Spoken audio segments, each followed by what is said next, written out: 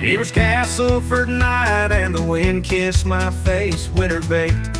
The Idaho moon was yellowish, and its candid paleness hanging from the sky like a freshly polished garlic tooth. It was the night of the pozoles.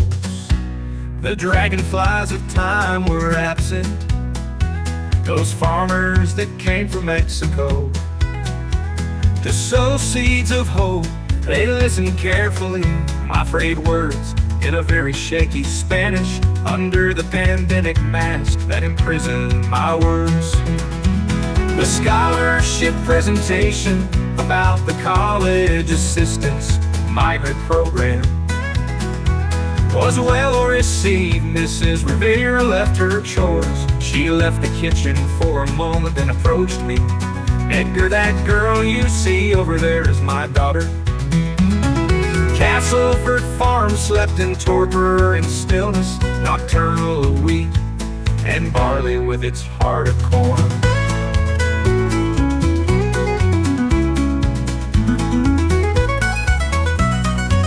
Outside the wind brought the smell of ranches and dairies, the mountain sweet serenade. Farmers in the area work hard to cultivate the land and produce crops and dreams, quality and abundance of beans, joy and potatoes. In the old house we were 20 or 30, isolated town lost in the middle of nowhere. It was Castleford Night.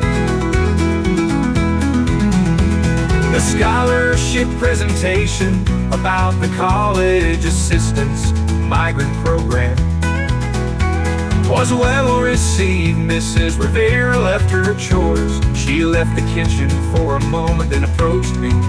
Edgar, that girl you see over there is my daughter.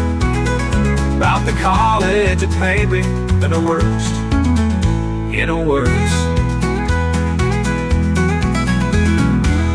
In the old house, we were 20 or 30, isolated town lost in the middle of nowhere.